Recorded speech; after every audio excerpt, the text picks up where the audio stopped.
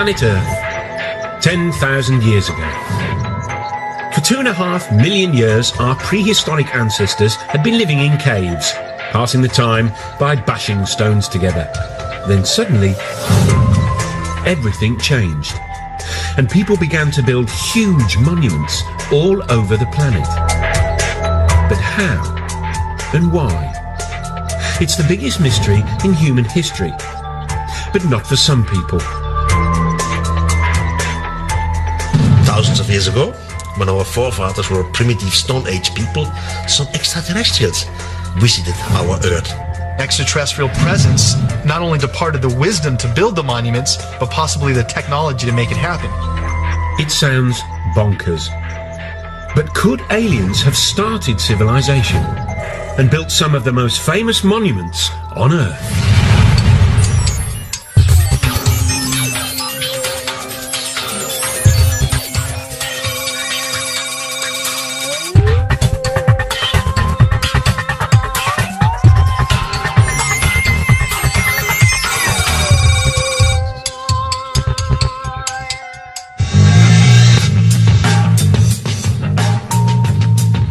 All over the Earth, there are giant stone monuments. Almost everyone knows they were created thousands of years ago by ancient man. But could almost everyone be wrong? According to the official history books, buildings like the Pyramids and Stonehenge are triumphs of human engineering, which mark the beginning of our human civilization. But there are a few nagging questions about them, like why they seem to appear out of the blue.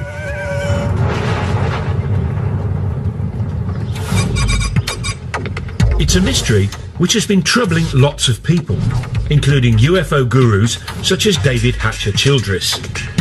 Well, one of the great enigmas of the past and of humanity is that people just like us have been around for at least 100,000 years. And then suddenly, a few thousand years ago, we just stepped out of our caves and started building all these giant monuments. One of the mysteries here is not only how did ancient man build all these giant megalithic monuments, but why? Over the years, scientists have struggled to explain it. Some suggested it was to do with agriculture. The birth of agriculture meant we could suddenly feed armies of workers.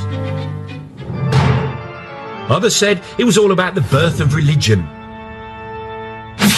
Early civilizations were desperate to placate gods.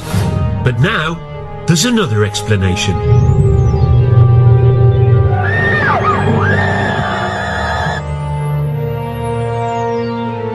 One group of people say that most of these monuments were built or designed in the distant past by aliens who visited our planet with their super advanced technology.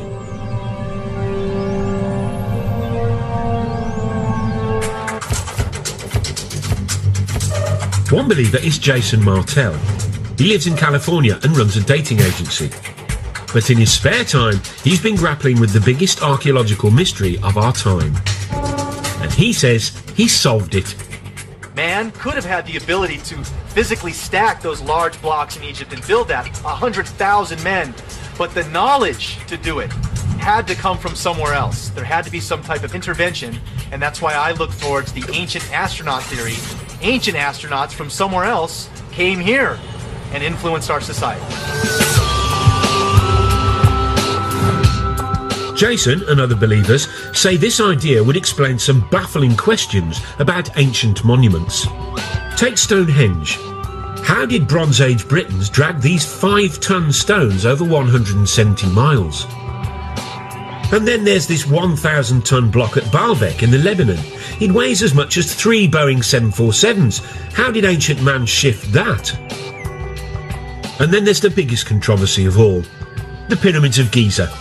The biggest one is made from 2.5 million blocks of stone. It was built in just 20 years and is lined up exactly with the North Pole, less than 1/10 of a degree out. According to the experts, the answer is simple. The ancient Egyptians were just terribly clever, worked very fast and very hard. And they created a whole tourist industry in only a few decades. But that doesn't convince the likes of Jason Martell. Many of the ancient sites around the world display a type of brilliance that we don't attribute to ancient man. If ancient man is living in clay huts and using stone tools, they're not going to have the advanced mathematics and geometry to lay out some of the sites that we have today.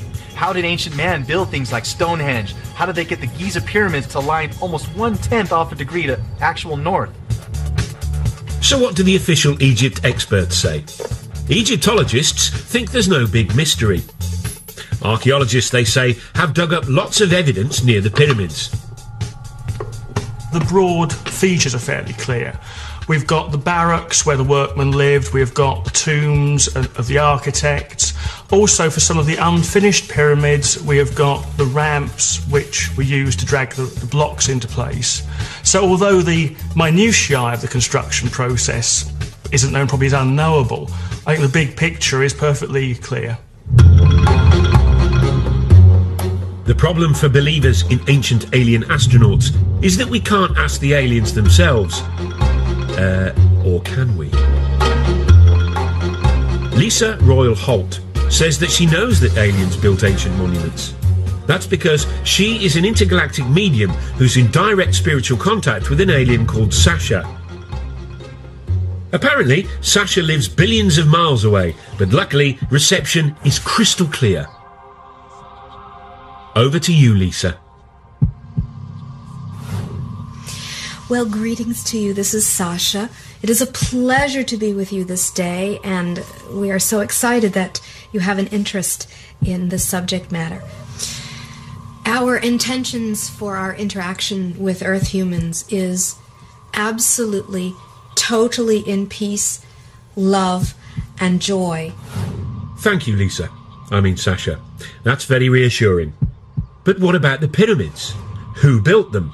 In ancient days, my forefathers came to Earth.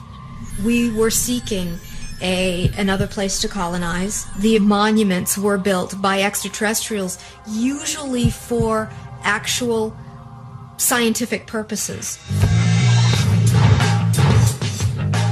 Okay, we'll be back with the aliens soon, so we can hear firsthand about what experiments they got up to. But first, let's meet the godfather of the ancient alien astronaut theory, the man scientists and archaeologists love to hate. Traditional archaeology don't like mysteries. They have the answer for everything. They just declare something, and the rest of the world has to believe it.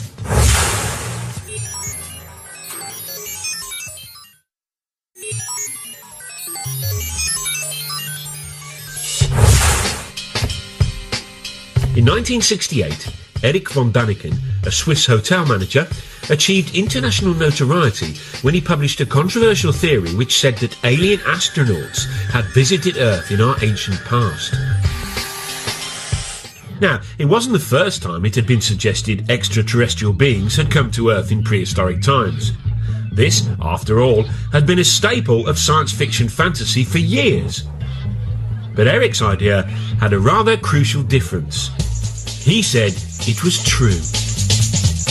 His book, Chariots of the Gods, sold more than 60 million copies worldwide. And he quickly became an international superstar. Erich seemed to give the world a brand new space-age version of human history.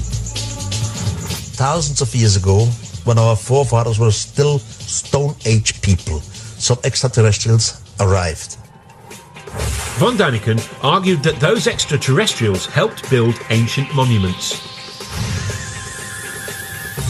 His career as a solver of ancient mysteries began, he says, in the 1960s.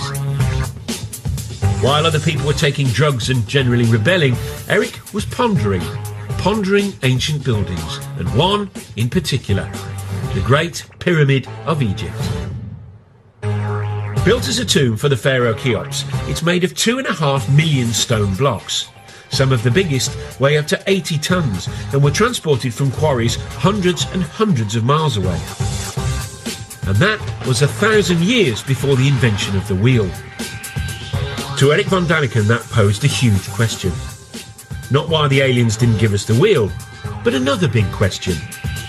This is the largest man-made monument on Earth, with a height of about 450 feet and weighing 30 million tons. It's quite a piece. I mean, for a group of people or architects who came right out from Stone Age time.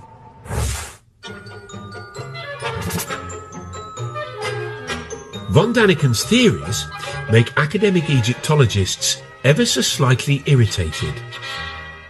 Von Daniken doesn't seem to like human beings very much. He does them down, claims that people are just out of the Stone Age. Well, the Stone Age actually ended some centuries before the pyramids were built, for starters. As far as I'm concerned, Erich von Daniken is a one-man self-publicity machine. I wouldn't characterise what he does in anything like scientific work. But no matter what the experts say, Erich has stuck to his guns. I was never afraid to be ridiculed. I was never afraid that others have a complete different opinion to me. It's wonderful. It's their freedom. But I at least read most of the archaeological books, while the other side, they have no idea what Erich von Daniken says. He states that you couldn't cut granite except with laser beams. Well, it's been shown that using a copper saw, using just ordinary desert sand as an abrasive, within a week or so you can slice through a great chunk of granite. As far as the professionals are concerned, Egyptians didn't need big lasers and big UFOs to move stones. They relied on their big Egyptian muscles. The transport of blocks of stone isn't an issue. Egyptologists have actually done experiments with large numbers of people in a large block of stone, and you just pull it. Some of the blocks came from Aswan. Take the ceiling of the King's Chamber.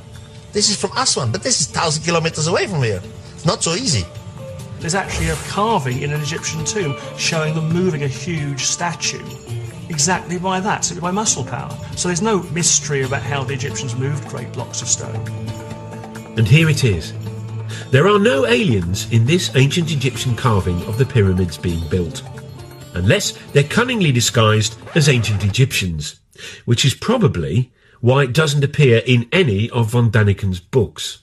I fail to understand why people can't really grasp the fact that these things were built by the men and women who lived at that time in that country.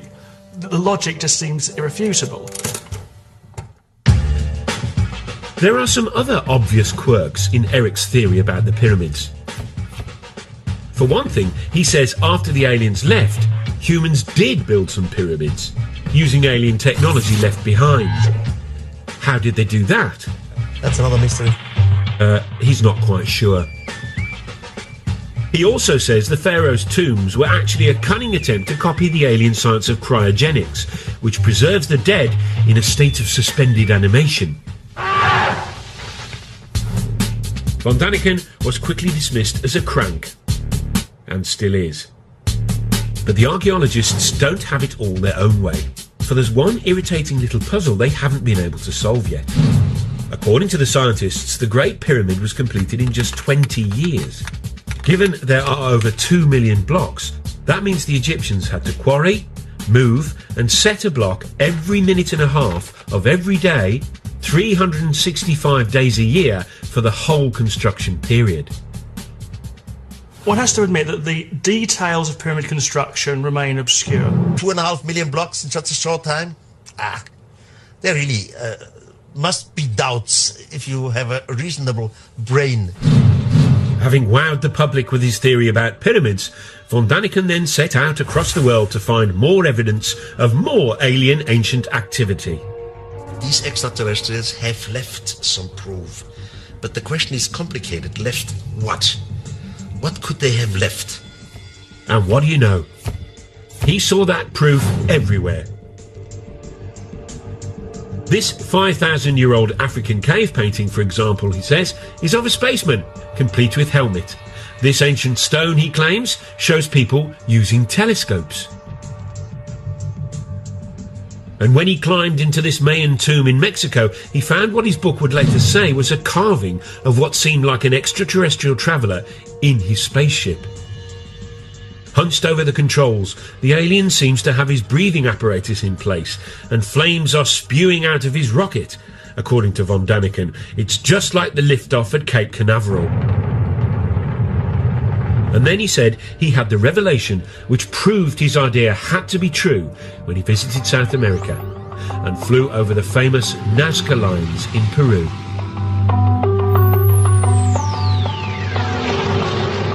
These ancient patterns, drawn into the desert, stretch for miles. Some are weird shapes. But mysteriously, those weird shapes can only really be seen from the sky. I had my first flight over Nazca, and it was very, very impressive because you can see it only from the air. Then you fly higher, then you see something who looks like airstrips. You think, this is fascinating, this is incredible, this is not normal for the natives. And then the question comes, why have they done it, and why exactly here? Archaeologists say these lines are irrigation channels or religious symbols, but von Daniken says he has a much more convincing explanation involving, yes, you guessed it, aliens. We had a mother spaceship around the Earth. From the mother spaceship, smaller vehicle came down, and they were looking for some kind of mineral and whatever. And they make their discoveries and disappeared again. The first lines, he said, were left by accident by the aliens who left marks when they landed and took off in their UFO'S. The natives came and see the line of landing because sand and little stones are blown away. And now the natives start to make lines like they have seen created by some mysterious god. Eric believes that the Nazca were so impressed by the visiting aliens, they thought they were gods and set out to copy the lines themselves. He says it was an effect similar to that modern Westerners had on Stone Age tribes in the 20th century. New Guinea tribespeople thought the first Westerners they saw were gods who had come down from the heavens in silver birds. They worshipped them long after they'd gone and even built model planes and airfields hoping to lure the silver birds back. But it didn't work for the poor old Peruvians, though. The aliens never returned. And instead, they got the Spanish. Eric is now convinced that all over the world, ancient man had mistaken aliens for gods. This realization has had a dramatic effect on him. He was a devout Catholic, but isn't anymore. How did it change my life? First of all, it changed my religion. Now I'm praying to some thing which I cannot understand, which I know it exists. As soon as you start to understand it in a cosmical way, it changes your point of view concerning religion and concerning having right. I cannot live anymore with cults and psychology. Eric von Daniken has a brand new explanation for the whole of human development. Creatures from outer space, he says, not only built and designed most ancient monuments, they inspired all the great religions too. This is heady stuff, but there are two small problems. Not a single expert agrees, and none of his evidence stacks up. Take the so-called alien astronaut in his rocket ship from the Mayan tomb. What von Daniken says are controls and flames are in fact well-known Mayan symbols, like this. It's not part of a rocket, but the face of the Mayan earth god. And these South American stones with supposedly ancient carvings of primitive people gazing at the stars through telescopes, they were exposed by a BBC documentary as fakes, all made by this clever farmer. But that hasn't stopped Eric's runaway success. His 29 books have sold 63 million copies and been translated into 32 languages. Brian Appleyard is a leading British author who's written on the public's fascination with UFOs. He thinks von Daniken's success is down to people's growing distrust of experts, which leads to a taste for conspiracy theories. Now, people by the 60s and 70s, and because of the Cold War, people were paranoid, convinced that governments were lying to them, convinced that something was concealed, and convinced that the world was not as we were told it was. So people were ripe for a story. They were ready to hear a story about extraordinary things. The von Daniken phenomenon seems unstoppable. He makes so much money from his books, he recently opened his very own theme park, which celebrates his unorthodox beliefs. Complete with reconstructions of some of the ancient monuments. You see great things like the desert of Nazca in Peru, like Stonehenge. It's a laser show, by the way. In a breathtaking laser show, the visitor experiences the spectacular sight of Stonehenge. There's even a guided tour which aims to answer all those big questions you've been dying to have answered. Did the mythical continent of Mu ever exist? What is the secret of the underwater structures off the Japanese island of Yonaguni? Von Daniken's success has also inspired a whole new generation of authors, including the likes of New Age writer David Hatcher Childress. People are attracted to Eric's theories, I think, because there are genuinely unexplained mysteries of the past. And we really don't have all of the answers to why mankind, supposedly a primitive mankind, would go through the tremendous effort to build many of these giant monuments. Eric von Daniken's definitely been one of the pivotal people that I've looked to grab onto the coattails of his information and really start to look at this information in a new light. But these new believers have a battle on their hands. Scientists don't care whether the mythical continent of Mu ever existed. If aliens visited the Earth, scientists want proof. I think the first thing I would say about whether the knowledge to build pyramids was given to the Egyptians by extraterrestrials is simply, where's the evidence? If you think about man's fairly limited extraterrestrial experience of going to the moon, look at the amount of space junk which has been left around simply by going there and coming back. Wouldn't you have thought that if spacemen had been to Egypt and had been teaching the people how to do these things, there'd be at least the odds of leftover broken plastic somewhere? The believers, though, say they've found some evidence, although whether it's very convincing is a whole different question. According to them, aliens did leave some space-age technology behind. This 2,000-year-old pottery jar, for example. It was discovered in Baghdad in 1938. Inside it were copper and iron rods, similar to a modern battery. Back in California, Jason Martell has built his very own replica. What we're looking at basically is just a simple clay pot formed with the clay found naturally in that region, and then using a simple copper lining and a iron metal rod down the center. This was in back in their days used either a rubber or an asphalt stopper. Jason fills the pot with an acid solution, vinegar, and now he's expecting something spectacular to happen. All right, the moment of truth.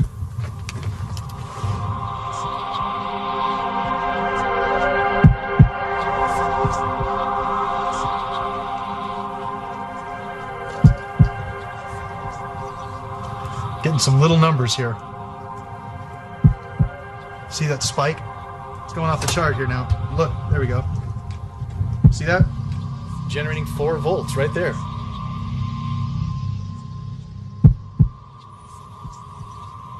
What we attribute to ancient man, they deserve a lot more credit than we're giving them.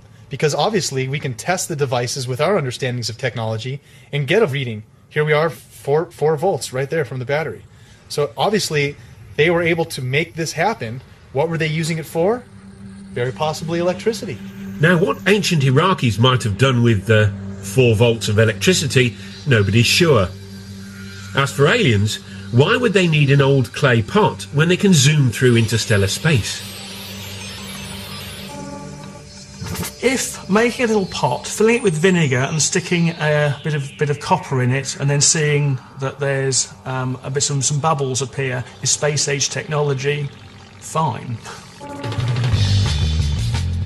Back at Eric's theme park, the Baghdad battery is given pride of place, alongside an object based on an Egyptian drawing which he claims was an electric light bulb.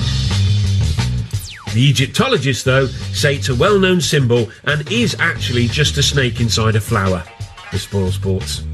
But Eric is convinced the ancient Egyptians used electricity to light up the dark passages in their pyramids. Someone must have nicked all the wires. Now, you may have been thinking that aliens could have brought us something more useful than the odd light bulb. Well, the same thought occurred to this man. He believes they brought the technology to tap into a cosmic energy source, which they then linked to all the ancient monuments on the Earth. Funny? He doesn't look crackers.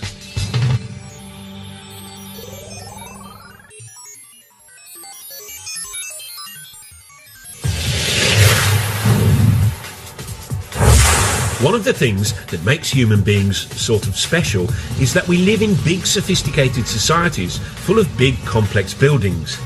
It's called civilization. Which is why so many people positively hate the idea that the whole thing might have been kick-started by aliens. At the heart of the theory is the suggestion that extraterrestrials built the very first big buildings of all back in the ancient past. Which is all very well and good, but the believers have had a hard time explaining why the aliens did all this. Were they just trying to show off? Not according to this man. Here he is, hiding in Stonehenge.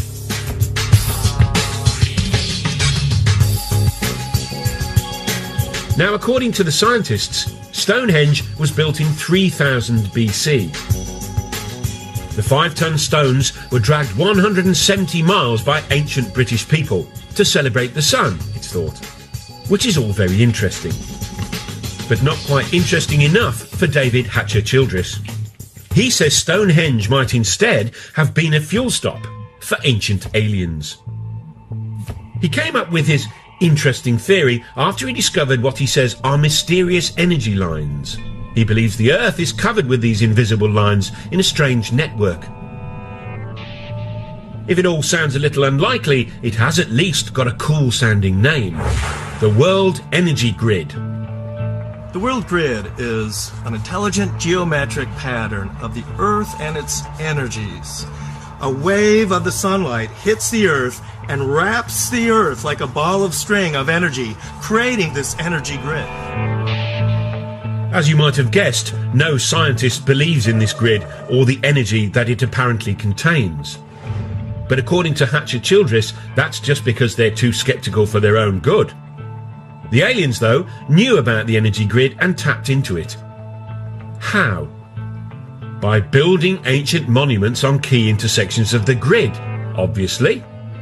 By placing megalithic monuments along this grid, UFOs can then take energy off of this energy grid, and by going to certain power points like Stonehenge, the craft can hover over these energy spots and draw energy from those spots to help replenish the craft. Now, why these giant fuel stops are all built out of big lumps of stone, Childress doesn't say. But maybe we could tap into this energy nowadays. Of course we can't. Over to you, David, to explain exactly why not.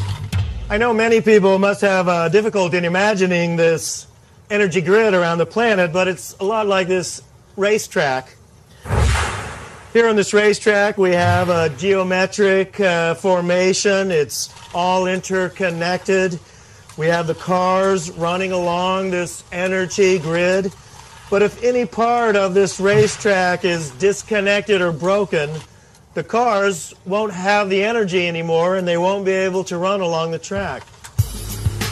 So unfortunately, because the ancient monuments like Stonehenge are nothing more than ruins, the world energy grid has broken down. So no free energy for us.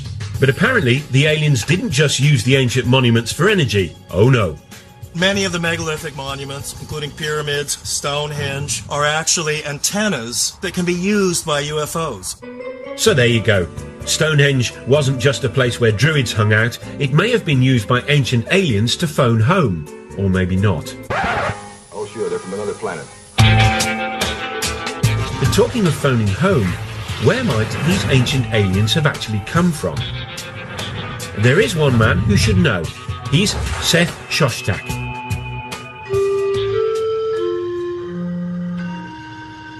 He heads up SETI, the Search for Extraterrestrial Intelligence. This is a scientific study that's been scouring the constellations for the last 20 years, listening for radio signals from alien life forms. It turns out that lots of scientists believe that life probably did arise somewhere else other than the Earth. After all, the universe contains trillions and trillions of stars. Seth Shostak has devoted his life to being the first to prove it. You know, the universe is vast. It seems that most stars have planets. There are going to be lots of other worlds that are just as nice as the Earth for life. The question is, has life arisen on those worlds? Planet X. Jason Martell is convinced aliens are from there. He says that the ancient Sumerians from Iraq believed in a 10th planet in our solar system, which modern science hasn't yet discovered. Sumerians, he says, believed that's where their gods, the Anunnaki, hung out. Again, the Anunnaki are the beings supposedly that come from Planet X, another planet within our solar system that modern science is currently trying to look for. That planet does exist. It's possible we have ancestors living on that planet. Just a minute. Ladies and gentlemen, we bring you this special radio television broadcast in order to give you the very latest information on an amazing phenomenon. It was looking good for Planet X when in July 2005 astronomers announced they had actually discovered a big blob way out beyond Pluto. They called it Planet Xena. But they've now realised it's really small and full of gas, so not likely to be the home of the Anunnaki or our ancient alien visitors. But there's one candidate for alien life that obsesses more people than any other. It's our closest neighbour, Mars. It's also the planet that's most like our own. Some scientists are convinced it has water, and for years NASA has been probing and exploring it. So far, no signs of aliens. But in 1976, they were looking for signs of tiny bacteria, when instead they found this. This photo of the plain of Cydonia contains what most astronomers are convinced are some large rocks. But to some people, they look suspiciously like this.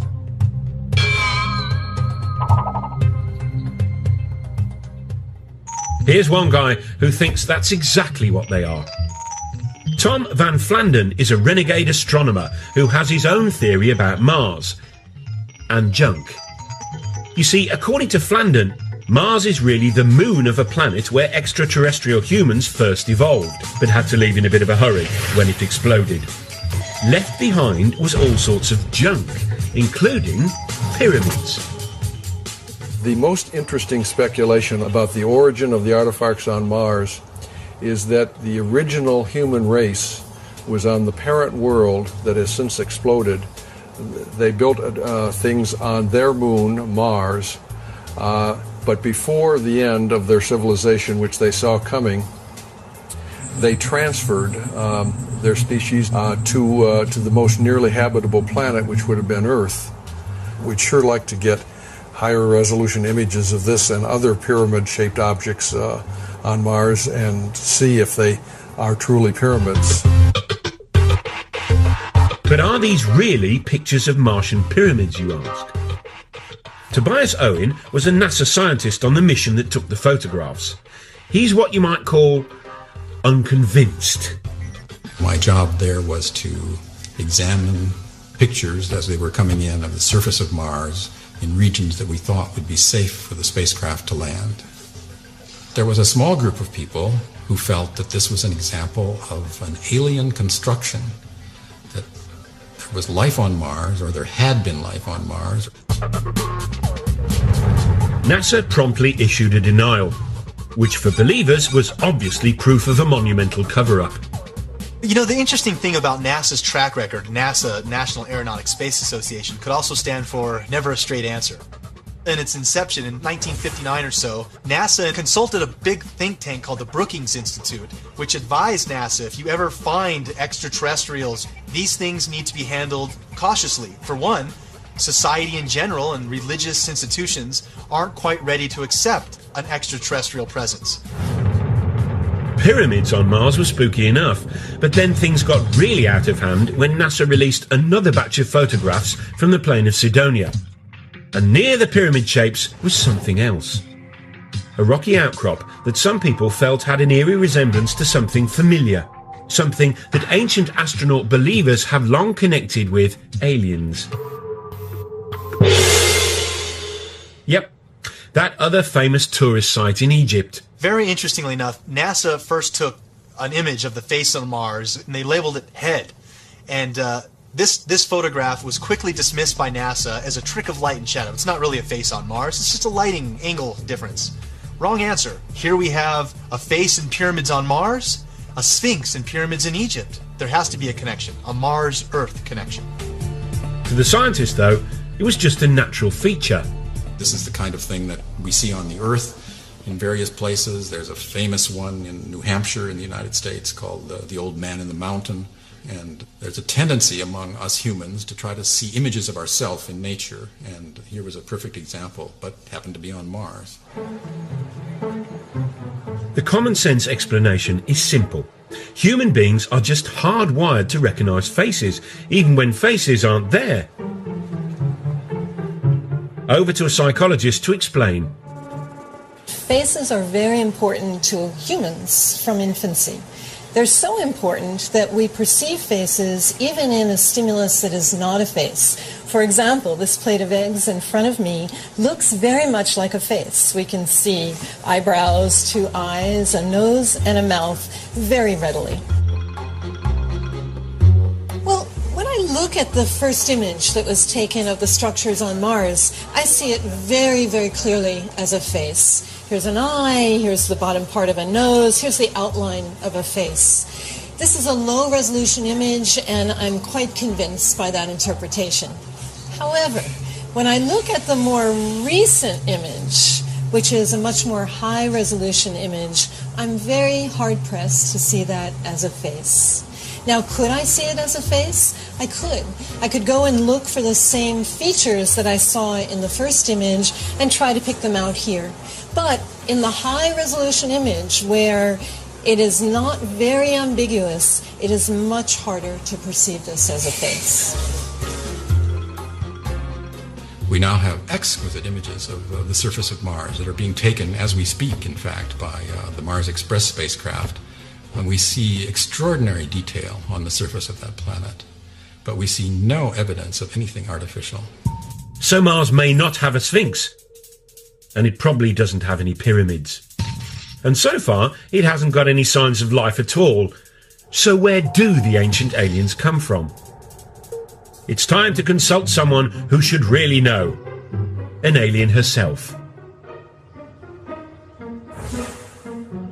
Lisa Royal Holt, a cosmic medium, claims she can communicate with aliens. Apparently, she hooks up to the extraterrestrials by putting herself into a self-hypnotic trance. She says she's been doing it for years. It wasn't until I was in college when I was studying hypnosis, and I learned to put myself in an altered state. And when I did that, I started to realize that I was very intuitive and that sometimes I would receive messages. I'm able to actually hear or sense the communications and then verbally communicate them. Right now, her favourite phone buddy is a female alien called Sasha, who takes over Lisa's brain and communicates through Lisa's voice. We are about to do a channeling session. I will go into a meditative state. You are going to hear from Sasha, who says she's from the Pleiades. You mean the Pleiades, a cluster of stars in the constellation of Taurus, otherwise known as the Bull. Tell us, Sasha, if it's not too personal a question, what do girls from the Pleiades look like? In my world, I actually do have what you would know to be a physical body, though it exists in a slightly different dimension. I could walk down your street and pass as a human, but you would probably look at me and feel there was something strange about me.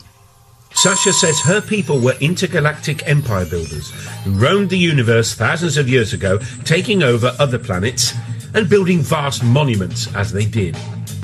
Ironically, one of their first colonies was apparently on Mars. We used some of the bases there as colonies. What has been found now on Mars represents the tip of the iceberg of what is still on Mars.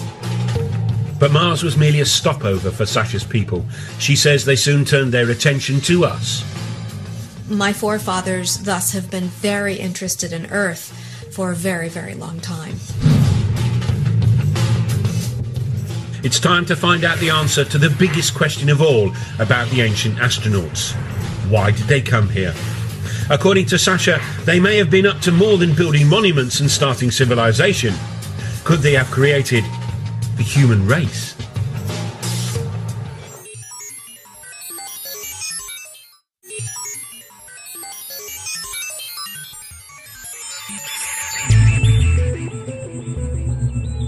If alien astronauts really did visit us thousands of years ago, and that's rather a big if, then the obvious question is why? What is it? I don't know. Well, according to Lisa Holt, or rather her alien mate Sasha, there's a perfectly sensible answer.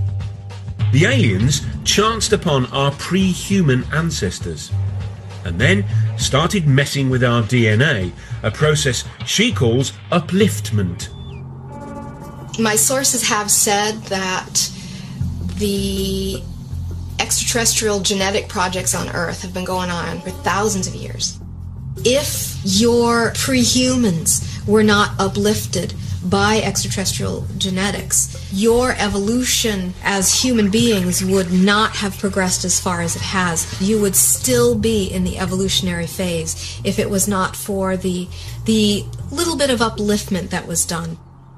Lisa and Sasha are not the only people to believe this theory.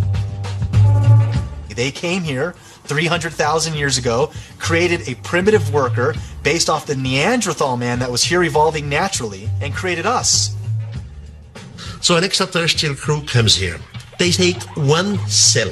They change the DNA code in the cell. You put it in the womb of a female of the same species. This female will give birth to a child. It's just what we would call the missing link.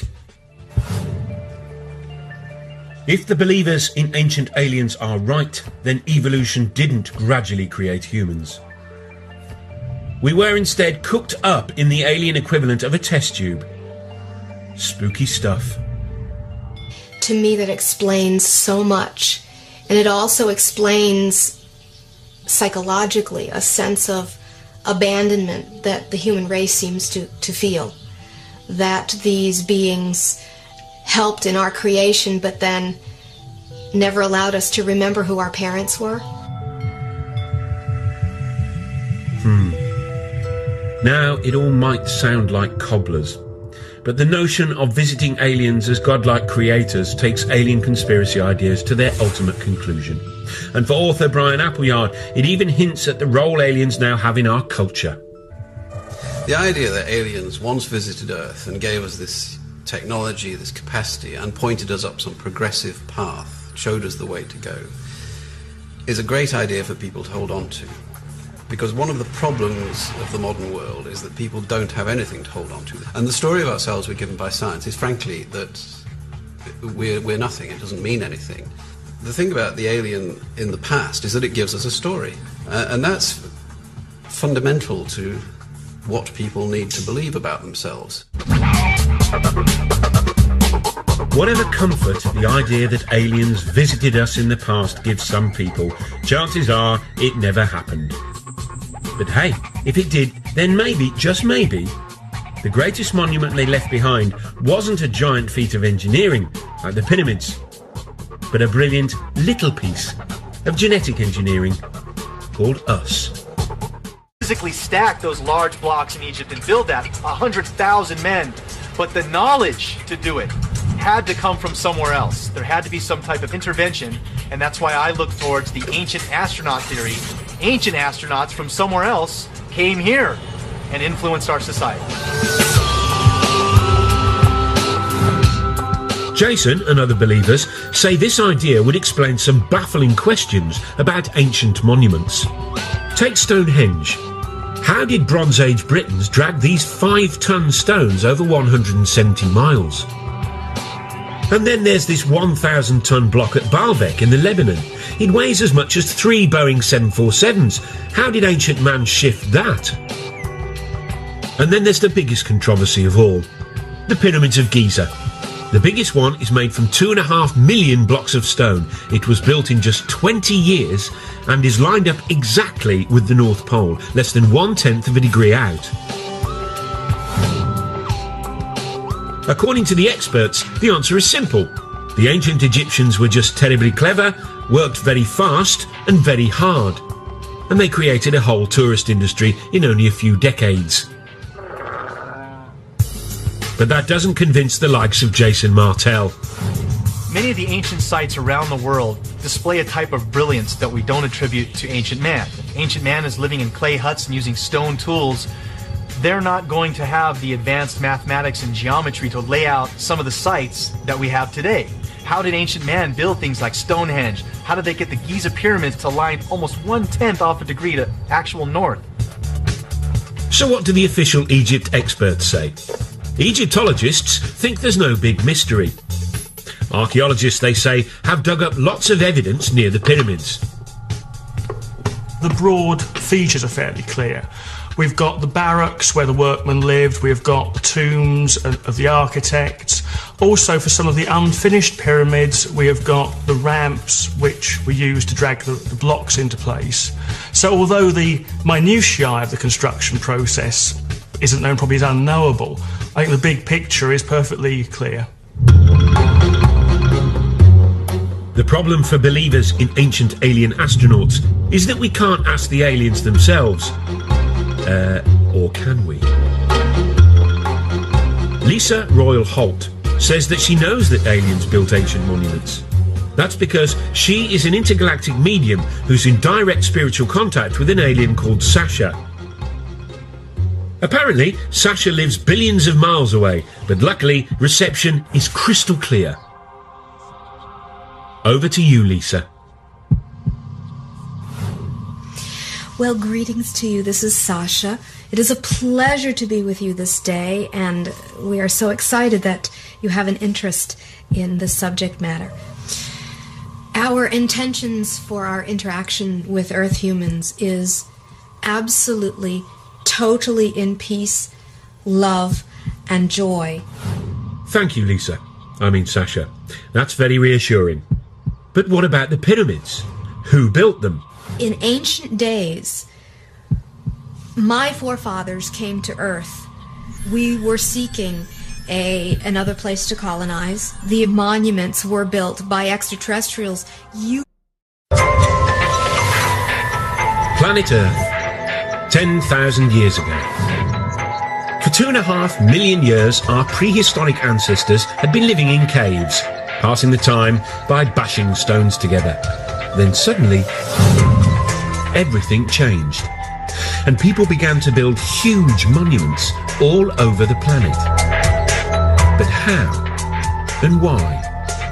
It's the biggest mystery in human history, but not for some people. Thousands of years ago, when our forefathers were primitive Stone Age people, some extraterrestrials visited our Earth. Extraterrestrial presence not only departed the wisdom to build the monuments, but possibly the technology to make it happen. It sounds bonkers. But could aliens have started civilization and built some of the most famous monuments on Earth?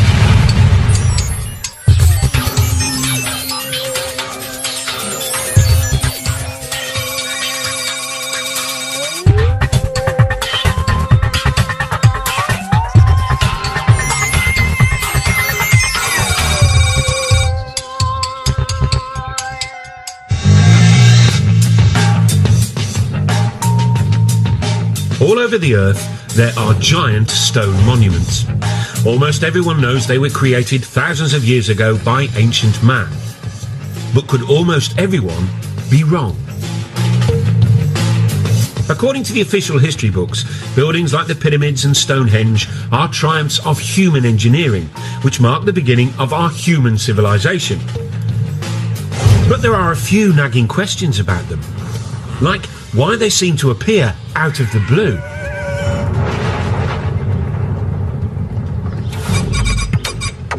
It's a mystery which has been troubling lots of people, including UFO gurus such as David Hatcher Childress. Well, one of the great enigmas of the past and of humanity is that people just like us have been around for at least 100,000 years. And then suddenly, a few thousand years ago, we just stepped out of our caves and started building all these giant monuments. One of the mysteries here is not only how did ancient man build all these giant megalithic monuments, but why? Over the years, scientists have struggled to explain it. Some suggested it was to do with agriculture. The birth of agriculture meant we could suddenly feed armies of workers. Others said it was all about the birth of religion. Early civilizations were desperate to placate gods. But now, there's another explanation.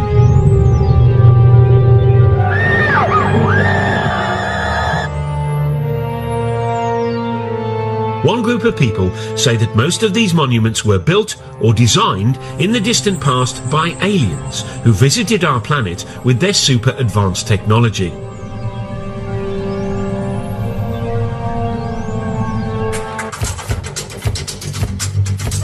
One believer is Jason Martell.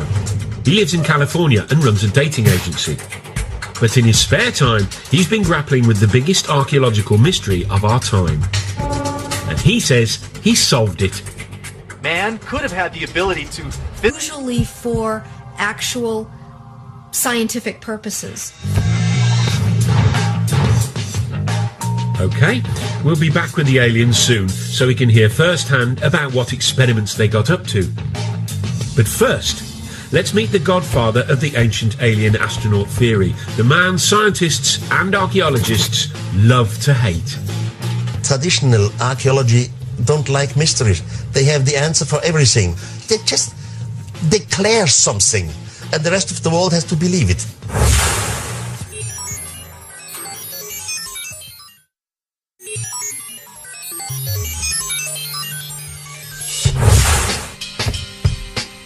In 1968, Erich von Däniken, a Swiss hotel manager, achieved international notoriety when he published a controversial theory which said that alien astronauts had visited Earth in our ancient past. Now, it wasn't the first time it had been suggested extraterrestrial beings had come to Earth in prehistoric times. This, after all, had been a staple of science fiction fantasy for years. But Eric's idea had a rather crucial difference. He said it was true. His book, Chariots of the Gods, sold more than 60 million copies worldwide. And he quickly became an international superstar. Eric seemed to give the world a brand new space-age version of human history. Thousands of years ago, when our forefathers were still Stone Age people, some extraterrestrials arrived. Von Däniken argued that those extraterrestrials helped build ancient monuments.